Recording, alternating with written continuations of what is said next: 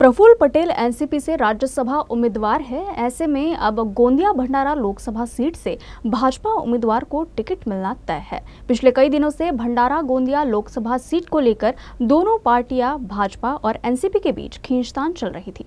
हालांकि प्रफुल्ल पटेल की राज्यसभा उम्मीदवारी की घोषणा के साथ ये स्पष्ट हो गया है कि भंडारा गोंदिया लोकसभा के लिए भाजपा का उम्मीदवार ही आगामी लोकसभा चुनाव में महायुति का उम्मीदवार होगा। प्रफुल्ल पटेल की राज्यसभा उम्मीदवारी की घोषणा के साथ अब ये स्पष्ट हो गया है कि भंडारा गोंदिया लोकसभा सीट से भाजपा का ही उम्मीदवार होगा। प्रफुल्ल पटेल की राज्यसभा उम्मीदवारी की घोषणा के बाद भाजपा नेताओं ने राहत की सांस ली है।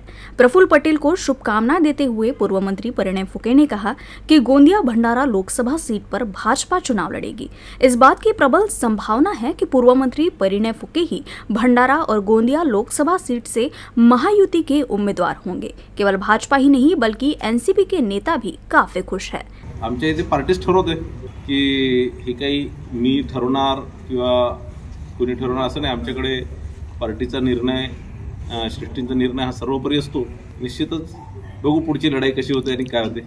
नाही असं आहे की निश्चितच प्रफुल्लभाई पटेल साहेब राष्ट्रवादीचे अध्यक्ष आहेत, राष्ट्रवादीचे दिग्गज नेते आहेत आणि ते 2022 मध्ये राज्यसभेवर राष्ट्रवादी काँग्रेस पार्टीच्या माध्यमातून राज्यसभेवर त्यांचं नामांकन झालं होतं आणि ते राज्यसभेचे सदस्य होते आणि त्यांचं 2026 पर्यंत त्यांचं राज्यसभाचं त्यांचं मेंबरशिप 2028 पर्यंत होती। प्रफुल्लभाई आमचे नेते आहेत आणि मी अगोदरही याच्या आधी म्हटलं होतं की प्रफुल्लभाई पटेल हे महायुती सरकारचे फेविकॉल आहेत आणि त्यांच्यामुळेच ही महायुती सरकारची जे आपण स्थिती आज बघतोय हे त्याच्यामुळे सगळ्यात मोठं योगदान त्यांचं सुद्धा आहे आणि निश्चितच त्यांना राज्यसभा मिळालेली आहे। आता ते मला वाटत नाही की ते परत लोकसभेसाठी ते प्रयत्न करतील किंवा ते त्यांची इच्छा असणार। हे मी 2 तासापासून एक महत्त्वाच्या कामामुळे जिल्हा परिषदमध्ये आमचे कोऑर्डिनेशन कमिटीची मीटिंग सुरू होती। तुम्ही सांगितलं की माननीय अध्यक्ष महाराष्ट्र प्रदेश राष्ट्रवादी काँग्रेस तटकरे साहेबांची बातमी आहे।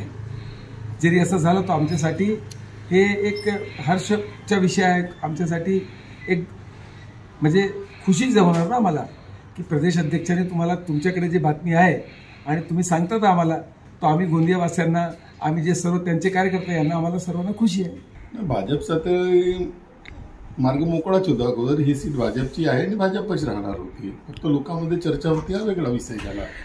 जिल्हा आणि बाहेरचा विषय नाही आहे। विषय असा आहे की जे भारतीय जनता पक्षामध्ये केंद्रीय समिती जे उमेदवाराची निवड करेल ते आम्हाला मान्य राहील। जो उमेदवार असेल तो भारतीय जनता पक्षाचा असेल आणि मोदीजीचा असेल, म्हणून भारतीय जनता पक्षाचा उमेदवार असेल हे निश्चित आहे आणि त्यामुळे भारतीय जनता पक्ष इथून निश्चित जिंकणार आहे।